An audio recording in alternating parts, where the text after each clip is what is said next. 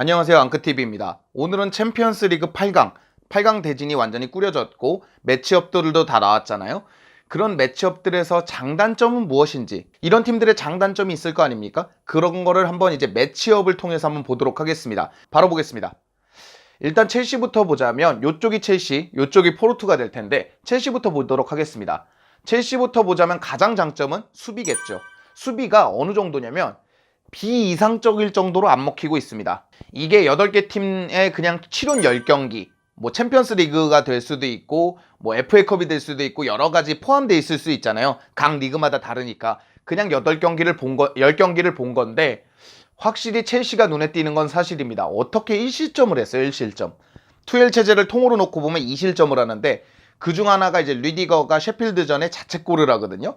그리고 이제 미나미노가 골 넣은 거 딱 2개인데 빈공에 시달리고 있는 건 뒤에 설명드리겠지만 수비력에 대해서는 정말 타의 추종을 불허하는 것 같습니다. 8개 팀 중에서 확실히 좋고 클린시트도 많잖아요. 이게 근데 가장 좋은 게 뭐냐면 누가 나와도 좋습니다. 뭔 얘기냐면 텐센도 감기로 빠진 적이 있고 실바는 뭐 3월 일정에서 거의 다 빠져버렸고 알론소 같은 경우에도 7회라고 번갈아 가면서 나왔는데 그래도 무실점은 계속 이어갔습니다. 누가 나오든 수비진에 누가 나오든 그 끈끈함으로 인해서 수비력이 계속 유지된다라는 것만 놓고 봐도 토너먼트에서 실점이 없다? 이거 굉장한 메리트거든요. 첼시는 가장 큰 메리트로 수비력을 넣을 수가 있습니다. 그리고 이제 첼시의 단점을 보자 그러면 아무래도 공격력이 좀 빈약하다라는 게 있습니다. 이게 10개 팀의 리그 성적 그리고 이제 득점을 이렇게 본 건데 사실 뭐 리그의 수준도 있을 수 있고 아무래도 포르투가 있는 리그보다는 첼시가 있는 EPL이 조금 더 빡센 것도 있고 분데스리가하고 라리가도 차이가 있을 수 있고 뭐 여러 가지가 있잖아요. 그럼에도 불구하고 유독 눈에 띌 정도로 득점이 적기는 합니다. 근데 재밌는 게 뭐냐면 투엘 체제에서는 좀 더 빈공에 많이 시달려요. 지금 투엘이 리그를 10경기 정도 했는데 11득점이거든요. 그러니까 한 득점 정도를 더하고 있는 거예요. 한 경기에 한 골 넣을까 말까고 한 득점 정도 더하고 있는데 에버튼전이나 셰필드전이나 이렇게 2골을 넣은 경기가 있거든요. 그런 걸 제외하고 나면 무득점 경기도 좀 있다라는 얘기거든요. 그런 부분이 특히 토너먼트에서는 원정은 더 그렇고 홈에서도 골을 넣어야만 어떻게든 올라갈 수 있잖아요. 무실점은 어디까지나 무승부밖에 안 되니까. 그런 면에서 봤을 때 첼시는 가장 큰 단점과 가장 큰 장점을 동시에 쥐고 있는 팀이다. 그렇게 볼 수가 있죠. 저는 포르투의 장점을 놓고 보라 그러면 물론 스쿼드 얘기지만 짜임새라고 봐야 되지 않을까? 되게 끈끈합니다. 이게 조직적인 압박과 유기적인 압박이거든요. 사실 램파드 체제 때 베르노 혼자 뛰어갈 때가 있어요. 혼자 압박하려고. 개인 압박이라고 하죠. 그렇게 되면 베르노만 제끼고 나면 공간이 확 나버립니다. 그러니까 이런 압박은 좋은 압박이 아니에요. 근데 이 콘세 이상의 이 포르투는 조금 유기적인 압박, 또 요렇게 3명이, 요렇게 3명이, 요렇게 3명이 압박을 가해주면서 상대를 조금 피곤하게 만드는 게 있습니다. 거기다 이제 포르투가 지치지 않는 활동량을 보여주는 데다가 올리비에라, 테레미 이런 선수들이 주요 득점원으로 활약해주면서 올리비에라는 대단한 게 뭐냐면 미드필더거든요. 근데 득점력이 꽤 좋고 유벤투스전도 결정을 지어버린 게 올리비에라잖아요. 이럴 정도로 주요 득점원도 있고 뭐 페페라든가 은벤바라든가 뭐 사르라든가 이런 식으로 수비진의 퀄리티도 꽤 높기 때문에 여러모로 좋은 선수들이 많기 때문에 스쿼드가 좋은 거라고 볼 수도 있고 짜임새가 있는 팀이라고 봐도 무방한 것 같습니다. 다만 이 팀이 가장 안 좋은 건 주요 선수 이탈입니다. 올리비에라도 경고 누적으로 나올 수가 없고요. 경고 카드 3장이거든요. 나올 수가 없고 타레미는 퇴장으로 나올 수가 없습니다. 제가 주요 득점원이 이 두 선수라 그랬는데 이 두 선수가 못 나오는 것도 큽니다. 거기다 페페가 부상을 입어서 첼시전까지 불투명할 수도 있다는 얘기가 있거든요. 그거는 이제 봐야 알겠죠. 그때 가서 이제 부상이 회복되고 이렇게 돌아올 수는 있지만 페페도 못 나온다 그러면 유벤투스전에서 굉장히 잘했던 3인방이 못 나오는 거잖아요. 뭐 페페, 올리비에라, 타레미 이런 선수들이 못 나온 거기 때문에 크고 그렇다면 이제 백업으로 있는 말랑사르가 나와야 되는데 말랑사르는 또 첼시 임대거든요. 그러니까 이런 것 때문에 AT 1차전에 보면 AT가 그 강한 팀이 카라스코, 뭐 히메네스 이런 선수들을 사용 못하니까 확실히 경기력이 죽는 느낌이었거든요. 그런데 이제 그것보다는 상대적 약체라고 불릴 수 있는 포르투가 주요 선수 몇몇을 사용하지 못한다. 이거는 굉장한 핸디캡이 될 거라고 보고 있습니다. 거기다가 첼시는 이제 마운트 조르지뉴는 부상이기는 해요. 마운트 조르지뉴가 이제 카드 트래블을 털고 돌아올 수가 있고 실바도 그쯤 되면 회복해서 돌아올 확률이 높거든요. 그렇게 되면 첼시 스쿼드는 이렇게 올라가 있는데 포르투 스쿼드는 여기보다 이렇게 내려가 있는 거기 때문에 아무래도 상대적으로 스쿼드를 운영하는 데 있어서는 첼시보다 어려울 수 있습니다. 자, 일단 맨시티, 이쪽이 맨시티, 이쪽이 돌문이 될 텐데 맨시티부터 보죠. 장점으로 놓고 보면 밸런스라고 보겠습니다. 이게 지금 상위 득점자 5명인데 상당히 골고루 넣고 있다는 느낌이 들죠. 귄도가는 미드필더임에도 불구하고 많은 득점을 해주고 뭐 덕배야 뭐 유명하지 않습니까? 덕배도 그렇고 스털링, 마레즈 다 잘하고 있습니다. 제주스도 그렇고 아무래도 아구에로가 한참 잘했을 때 막 20골, 30골 넣어줄 때만큼 공격진이 화려하지는 않지만 귄도간, 덕배, 스털링, 제주스 이런 선수들이 골고루 득점을 하면서 굉장히 단단한 밸런스를 보여주고 있어요. 그리고 예전부터 조금 약점으로 불렸던 이제 수비, 이게 이제 칸셀로하고 디아즈가 좀 터져주고 로드리가 또 앞에서 잘해주고 있으니까 전체적으로 공수, 뭐 공격수, 중앙 미드필더, 이 센터백, 골키퍼까지 완벽한 밸런스를 자랑하고 있습니다. 10경기에서 27골을 넣어냅니다. 이게 얼마나 대단하냐면 지난 이제 1차전 맨유와 했던 1차전 때 이제 비겼거든요, 맨유랑. 그때 이후로는 계속 득점이 있는 거고 맨유전에 득점이 또 끊기기는 해요. 2대 0으로 졌잖아요. 그 전까지 득점이 계속 있고 계속 연승을 달릴 정도로 리그에서 15연승을 달리잖아요. 그러니까 맨유와 맨유의 기점 사이에는 정말 엄청난 연승을 달리는 맨시티는 그야말로 밸런스에서는 최고인 팀인 것 같습니다. 저는 이제 다른 팀을 소개할 때는 팀에 대한 이제 뭐 문제 이런 거를 지적할 거거든요. 단점에서는 첼시는 빈공을 얘기했고, 근데 맨시티는 팀으로 깔만한 게 딱히 없습니다. 수비도 너무 좋고 뭐 미드필더진도 로드리도 잘하고 페르난지뉴도 뭐 예전만큼은 아니지만 여전히 주장 역할을 잘 해주고 있고 큰형님 역할이 있잖아요. 그런 걸 잘 해주고 있고 뭐 균도간, 필포든, 케빈 데브라이너 말할 거 없지 않습니까? 스털링, 마레즈 말할 거 없고 앞에 제주스가 조금 아쉬울 수는 있지만 제주스도 지금 첼시 내에서 득점하는 선수들보다 많이 넣고 있거든요. 그런 걸 놓고 봤을 때 공수에서 맨시티를 지금 깔만한 부분이 있을까? 그렇게 생각을 합니다. 유독 그냥 굳이 약점으로 잡자 그러면 공격수 정도? 그렇게 볼 수가 있습니다. 자, 단점을 보자면 글쎄요, 이거는 단점이라고 할 게 되나? 펩 가르디올라로 보고 있습니다. 그러니까 펩 가르디올라가 쫄보 운영을 한다, 좀 답답하다. 이게 왜 그러냐면 15-16 시즌에 페그리니 때 4강을 올라가서 레알 마드리드 때 떨어진 거 그때 빼고 나서는 계속 8강, 16강 이렇게 멈추고 있거든요. 자, 하나씩 보도록 하겠습니다. 부임 처음에는 모나코를 만났죠. 모나코를 만나서 처음에는 5대3으로 대승을 거두었고 올라가겠구나, 무난히 올라가겠구나 했는데 3대1로 지면서 원정 다득점으로 떨어져 버립니다.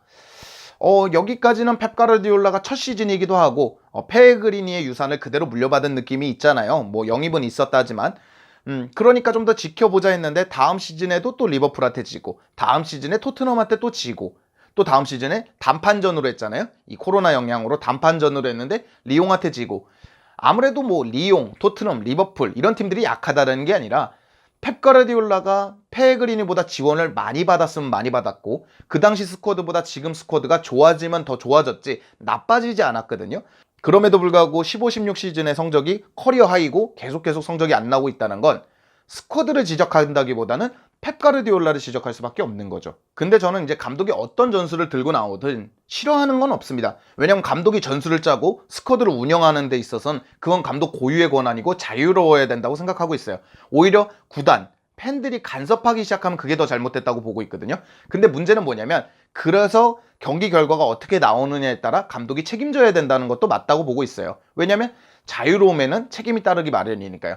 아무래도 좋아진 스쿼드, 맨시티의 많은 지원, 그럼에도 불구하고 다소 좋았던 챔스 일정, 리옹은 그래도 맨시티가 상대해볼만 했으니까 단판전이든 1, 2차전이든 해볼만 했잖아요. 그런 부분에서도 떨어졌다라는 점에서는 펩 가르디올라는 책임을 피하기가 어렵습니다. 단점으로 들어갈 만하죠.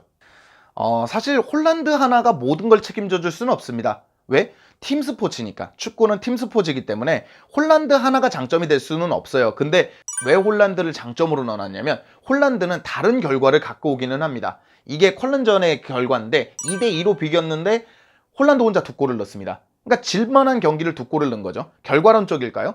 자, 바로 미넨전에서는 4대2로 패배를 합니다. 여기서 2골도 홀란드가 넣어요. 최근 들어서 많은 도른트문트의 많은 골을 홀란드 혼자 책임져주고 있습니다. 리그만 놓고 봤을 때 8개 팀 중에 음바페가 20골이고 홀란드가 21골이거든요. 그리고 레반도프스키가 아무튼 레반도브스키를 제외하고 나면 홀란드가 득점 2위를 달리고 있거든요. 8개 팀 중에 리그에서 득점을 많이 한 공격수를 순위대로 뽑아봐라 그러면 홀란드가 2위를 차지할 정도로 홀란드에 대한 의존도가 높습니다. 단점이자 장점이 될 수 있지만 분명한 장점인 거죠. 의존도라는 게 홀란드가 못하는 시점이 있다 그러면 문제가 되겠죠. 도르트문트도 같이 못할 테니까. 하지만 홀란드가 계속 잘해줄 수 있다면 분명한 장점이죠.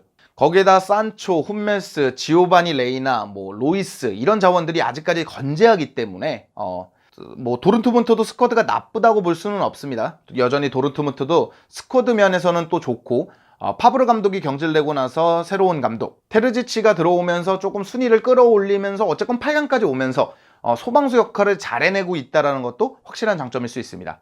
그러나 단점은 명확합니다. 기복이에요. 파브르 때는 말할 거 없고 테르지치가 들어왔을 때도 여전히 기복은 좀 있습니다. 경기를 약간 잃어버리는 경기도 있고 직전 경기 같은 경우에도 2대2로 비겼잖아요. 도르트문트가 지금 프랑크푸르트하고 4점 차인가? 그렇게 점수 차가 조금 나고 있어요.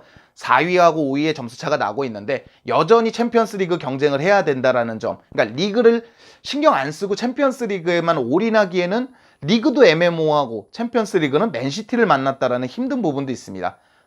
그리고 앞서 말씀드린 대로 홀란드라든지 몇몇 선수들 기복이 약간만 있으면 경기력이 뚝 떨어져 버리는 기복도 있습니다. 물론 어떤 팀이든 여기 있는 맨시티가 됐든 어떤 팀이든 좀 주축 선수들이 못하면 기복이 있기 마련이죠. 근데 도르트문트는 그 부침이 그 경기 결과가 좀 심하게 좀 차이가 있다. 그렇게 보시면 될 것 같아요. 이거는 글쎄요. 클럽 감독을 무시할 만한 현대 감독이 있을까라는 생각을 해요. 이로운 업적이 많고 요즘엔 부침을 겪고는 있지만 클럽 감독의 그 전술적인 역량 그리고 리버풀에서의 공로는 아무도 무시하지 못할 겁니다. 제가 솔직히 말씀드리면 제가 리버풀 팬이고 갑자기 감독이 핸더슨과 파비뉴를 수비수로 써야 된다고 놓고 볼게요. 그러면 믿음이 간다기보다는 불안하다, 망했다 이런 생각이 먼저 들 것 같아요. 그럼에도 불구하고 파비뉴 핸더슨을 놓고라도 지금 필립스를 놓고 지금 카박을 놓고라도 어떻게 잇몸으로 버티는 건 클럽의 역량이라고 보고 있습니다. 거기다가 피르미뉴 마네가 예전 같지는 않아요. 한참 좋을 때의 예전 같지는 않고 살라만 건재한 상황이거든요. 거기다 계속 줄부상이 나오고 있고 이런 악조건 속에서도 리버풀을 끝끝내 8강까지 이끌어왔고 아탈란타전만 빼고 나면 리버풀은 계속해서 성적을 내고 있어요. 이런 것만 놓고 봐도 리버풀은 그래도 클롭 때문에 잘 가고 있구나. 물론 선수들의 공로도 있습니다. 무시하는 게 아닌데 클롭이 진짜 잘 이끌고 있구나를 느낄 수 있습니다. 그러나 여전한 건 일단 실점이죠. 실점이 너무 많습니다. 반다이크도 그렇고 조고메즈도 그렇고 마팁도 그렇고 카박도 오자마자 부상 입은 적이 있죠. 왜 그런지 몰라도 센터백이 진짜 줄부상입니다. 계속 센터백 부상. 핸더슨이 센터백 가면 핸더슨이 부상 입고 막 이런 식이거든요. 근데 이게 한 골을 내주는 것보다 가슴 아픈 게 있습니다. 실점은 많을 수 있어요. 미넨도 꽤 실점이 있는 편이거든요. 실점은 많을 수 있는데 문제는 뭐냐면 이게 너무 자연스럽게 패배로 연결이 돼버려요. 한 골을 실점해도 패배하고 첼시전도 그렇고 플럼전도 그렇고 한 골만 먹혔음에도 불구하고 패배를 해버립니다.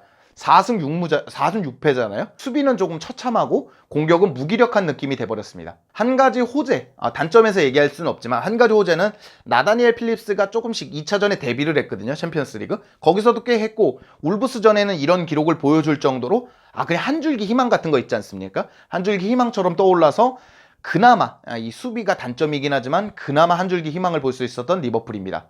자, 레알을 보도록 하죠. 레알 같은 경우에는 수비력이 장점입니다. 여기는 수비력이 단점이지만 여기는 수비력이 장점입니다. 10경기에서 6실점 이게 대단한 거예요. 사실 첼시가 비이상적인 거지 6경기 6실점이면 5실점을 하면 2경기당 한 골밖에 안 먹히는 거고 6실점도 그거랑 엇비슷한 거잖아요. 그렇다 보니까 성적도 꽤 괜찮습니다. 8승 2무로 4클린시트. 클린시트가 조금 적기는 하지만 어쨌건 8승 2무 10경기 동안 패배가 없는 거예요. 레알도 어느 정도 분위기를 완전히 끌어올렸다고 볼 수 있습니다. 물론 공격진도 벤제마라는 걸출한 선수가 있어서 17골을 넣어주고 있거든요. 그래서 벤제마가 완전히 부활하면서 공격진을 좀 장점으로도 소개시켜 드릴까 했는데 그건 뒤에 단점으로 소개시켜 드리겠습니다. 벤제마만 좋은 상황이거든요. 뒤에서 공격수들을 좀 설명드리도록 하겠습니다. 아무튼 어쨌건 벤제마가 연속골도 막 넣고 2경기 연속골도 넣고 있거든요. 그런 식으로 벤제마가 완전히 살아나주면서 그나마 공수가 고루고루 밸런스를 가져갈 수 있다라는 장점도 있는 게 레알입니다. 그럼 바로 보시죠. 어떤 부분이 단점인지. 자, 이게 챔피언스 리그 상위 5명입니다. 득점 상위 5명. 그리고 이게 리그 상위 득점 5명입니다. 확실히 벤제마가 1위를 하고 있지만 나머지는 글쎄요, 라모스가 2위를 하고 있고 이런 상황이거든요. 조금 심각한 상황입니다. 믿을 게 벤제마밖에 없다. 이건 되게 어려운 거거든요. 상위 득점자 한 명만 있을 거라면 제가 가장 좋아하는 건 이겁니다. 10골에서 15골을 넘게 넣어줄 수 있는 선수가 한 명 있고 골고루 골 넣으면 이거만큼 이상적인 공격원이 없다. 공격진이 없다라고 얘기 드리는데 만약에 벤제마만 이렇게 골을 많이 넣고 나머지가 이렇게 지지부진하다면 첼시처럼 6골, 6골, 6골, 6골, 6골 이러더라도 고루고루 분포할지라도 계속해서 골을 넣을 수 있는 게 그나마 낫습니다. 장점은 아니지만 아자르의 좀 부상으로 거의 올 시즌도 날렸다고 봐야겠죠. 그리고 비니시우스나 아센시오 이런 선수들도 많은 득점을 해주지 못하면서 벤제마 하나를 의존하는 모드리치나 벤제마, 라모스 같이 이제 노쇠화를 겪어야 되는 선수들을 좀 의존해야 된다는 점에서는 미넨이라든지 파리 생제르맹이라든지 첼시라든지 이렇게 좀 젊은 자원들이 으쌰으쌰하는 팀들을 만나면 좀 위험할 수 있다고 생각합니다. 글쎄요, 이거는 약간 맨시티하고 똑같은 얘기 아니냐. 근데 이건 뭐냐면 화려해요, 스쿼드가. 그러니까 개개인으로 놓고 봤을 때 맨시티는 팀으로 봤을 때 정말 단단한 팀이라면 파리 생제르맹은 개개인으로 봤을 때 정말 화려합니다. 음바페라든지 마르키뉴스라든지 디마리아라든지 네이마르는 조금 부침을 겪고 있지만 네이마르라든지 이렇게 전체적으로 진짜 기라성 같은 스타들이 정말 많은 게 파리 생제르맹입니다. 실제로 그런 선수들을 기점으로 바르셀로나도 격침했고 지난 시즌에는 준우승까지 한 팀이 파리 생제르맹입니다. 거기에 지략가 포체티노가 합류하면서 이렇게 강력한 미넨이 상대함에도 불구하고 파리 생제르맹은 상당히 위협적인 팀이 될 수 있습니다. 거기다가 미넨이 더 조심해야 되는 건 음바페의 이 활약입니다. 음바페 같은 경우에는 바르셀로나 강팀 중에 강팀을 격침시켜버렸거든요. 지난 시즌 준우승할 때도 음바페가 많은 공을 세울 정도로 음바페가 지난 시즌보다 더 성장한 느낌이거든요. 음바페를 조심해야 된다는 점도 있습니다. 역시 공격진, 화려한 스쿼드가 파리 생제르맹의 최대 장점일 수 있습니다. 단점을 바로 보시자면 기복입니다. 이게 이제 포체티노 감독으로 바뀌기도 했고 투엘 감독 체제에서 이 네이마르, 음바페, 네이마르, 이카르디 등등이 확진 문제, 부상 문제 약간 이렇게 뒤섞이면서 경기력이 뚝 떨어져 있기도 하고 약간 디마리아, 나바스 같이 좀 나이 든 선수들에 의존하는 감도 있고 한마디로 말하면 음바페가 터져주지 않으면 조금 힘든 팀이 또 파리 생제르맹이기도 합니다. 실제로 마르키뉴스나 뭐 베라티나 이렇게 코어 라인들이 든든하게 버텨주는 건 있지만 강등권 팀이었던 낭트한테도 패배를 하고 지금 1위도 그러니까 득실차에 의해서 1위를 하고 있거든요. 예전에 파리 생제르맹이 한참 리그에서 폭풍적인 질주를 할 때에 비하면 지금 파리 생제르맹은 그때보다 기세가 죽어 있습니다. 근데 미넨을 상대로 지난 시즌에는 더 기세가 좋았던 파리 생제르맹이 이기지 못했거든요. 그래서 기복이 있는 파리 생제르맹이 상대하기엔 미넨이 굉장히 어렵다는 점도 있습니다. 자, 바이에른 미넨을 보자면 엄청 강력한 느낌까지는 아닙니다. 무슨 느낌이 마실 수 있을 것 같은데 한번 얘기를 들어봐 주시면 그러니까 맨시티를 봤을 때는 어떤 느낌이냐면 지금 전성기를 달리는 나이에 있는 선수들이 다 터진 느낌이거든요. 그러니까 30대 밑에 젊은 자원들이 다 터진 느낌이에요. 케빈 데브라이너 정도가 나이가 제일 많은 정도에 들어가는데도 불구하고 아직까지는 확 나이가 많은 수준도 아니잖아요. 근데 여길 보면 레반도브스키라든지 노이어라든지 밀러라든지 약간 이젠 나이가 좀 있는 선수, 뭐 보아탱이라든지 그런 선수들이 아직까지는 주력으로 활약하고 있습니다. 물론 레반도브스키가 여전히 잘하는 건 맞지만 그냥 스쿼드 면에서 완전한 밸런스를 자랑하는 건 맨시티, 아직까지 강력한 모습을 보여주고 있는 건 미넨이라고 보고 있습니다. 자, 그러면 이제 이렇게 표현할 수가 있겠죠. 연령대가 완벽히 구축된 스쿼드라고 볼 수가 있겠죠. 자, 이제 베테랑을 보자면 노이어, 보아탱, 알라바, 밀러, 레반도브스키 이런 선수들 아직 쟁쟁하지 않습니까? 레반도브스키가 넣어주는 골만 해도 어마어마하잖아요. 그러니까 8개 팀에서 리그에서 가장 많이 골 넣은 사람이 누구냐면 공교롭게도 레반도브스키입니다. 그럴 정도로 베테랑들이 잘해주고 있고 키히미, 알폰소 데이비스, 뭐 고레츠카 이런 선수들 있지 않습니까? 아직까지 젊고 전성기에 있는 선수들, 그런 선수들도 여전히 잘하기 때문에 완벽한 밸런스, 그러니까 이제 세대 교체를 좀 들어가기는 들어가야겠지만 여전히 완벽한 스쿼드를 구축하고 있는 게 이제 미넨이라고 볼 수 있습니다. 이정성 선수가 뛰고 있는 홀스타인 킬이 있지 않습니까? 그 팀한테 승부차기 끝에 포탈컵을 떨어지잖아요. 그때 이후로 15경기 13승 1무 1패입니다. 어마어마하죠? 그냥 리그를 씹어먹고 있다 그래도, 뭐 항상 그렇기는 하지만 리그를 씹어먹고 있다 그래도 과언이 아니고, 뭐 전체적인 경기를 다 본 거니까 챔피언스 리그에서도 여전히 잘 나가고 있습니다. 근데 이거는 단점으로 늘만한가 했는데, 브라쪼라고 하죠. 애칭 브라쪼. 살리아미지치랑 지금 약간의 불화가 있다라고 들리고 있습니다. 애칭은 브라쪼니까 브라쪼라고 부를게요. 좀 이름이 어렵네요. 아무튼 브라쪼하고의 불화가 있다 그러는데, 저는 전형적인 이 독일 언론의 흔들기라고 봐요. 뭐 이게 감독이 경질되고 나서 뒷이야기로 나오는 거면 그래, 그랬을 수도 있겠다. 실제로 램파드 감독이 경질될 때 조금 팀 내 불화가 있었고 좀 구단과 불화가 있었다는 얘기가 나왔거든요. 그런 거면 모르겠는데, 투일도 마찬가지잖아요. 파리에서 잘릴 때. 근데 감독이 지금 앉아있는 상황에서 그런 얘기가 나온다는 건 흔들기거든요. 그렇지만 글쎄요, 권한대행에서 감독이 된 감독들, 디마테오라든지 한지 플렉이라든지 이런 감독들이 겪어야 되는 일이기도 합니다. 이게 정식 감독이 아니다 보니까 구단이 흔들기가 좋거든요. 언론이 흔들기가 좋거든요. 근데 이렇게 흔들어 버리면 팀의 멘탈적인 문제가 흔들리기 마련입니다. 아무래도 감독이 불화설에 연루가 돼 있으면 감독도 마찬가지거니와 선수진들도 약간 맥이 빠진다 그러죠. 맥이 빠지고 그럴 수가 있고, 경기적으로 보자 그러면 약간의 기복이 있습니다. 지난 경기 슈투트가르전에 4대 0으로 이기거든요. 그때 클린시트까지 해버립니다. 근데 그게 아니고 지난 경기 7경기를 보면 단 한 번도 클린시트가 없습니다. 지난 7경기에서 클린시트가 없다는 건 꽤 길죠. 물론 빌레펠트와 프랑크푸르크전을 좀 제외하고 나면 모든 경기 다 잡습니다. 5경기를 다 잡지만 그럼에도 불구하고 매경기 실점을 해낸다라는 건 토너먼트를 해야 되는, 특히 음바페나 디마리아나 이런 한 방에 있는 득점원이 있는 파리 생제르맹을 상대로 실점이 좀 많은 미넨이다, 이런 불안할 수 있을 것 같습니다. 이게 어느 정도면 수비진의 붕괴라고 표현했던 리버풀이 12실점을 하거든요. 10경기에서. 근데 미넨이 10경기에서 11실점을 합니다. 꽤 많이 하죠. 그러니까 리그의 수준차, 그리고 겪었던 경기가 어떤 경기인지 모르잖아요. 뭐 FA컵도 있고 뭐 이런 거지만, 그냥 산술적으로 놓고 봤을 때 수비진은 똑같은 거니까 산술적으로 놓고 봤을 때 미넨도 상당히 실점이 많다고 볼 수 있습니다. 자, 그래서 이렇게 전체적으로 알아봤는데요. 아무래도 쟁쟁한 팀들만 남았습니다. 첼시가 남았기는 했지만, 포르투, 리버풀, 돌문, 맨시티, 파리 생제르맹, 미넨, 레알, 리버풀, 와, 어마어마합니다. 이런 팀들을 상대로 첼시가 살아남은 것도 기쁘고 좀 더 높은 곳으로 올라가길 바라면서 이런 영상을 찍어봤던 것 같습니다. 장단점에 동의하실 수도 있고, 그게 무슨 단점이고 그게 무슨 장점이냐, 이렇게 볼 수도 있으실 것 같아요. 모두의 의견은 다르고 모두의 의견을 존중합니다. 저는 이렇게 영상을 찍어봤고요. 여러분들의 의견은 댓글로 남겨주시면 소중한 댓글에 답변을 드리도록 하겠습니다. 오늘 영상은 여기까지고요. 즐겁거나 유익하셨거나 도움이 되셨다면 당신의 구독을 기다리겠습니다. 감사합니다. 4강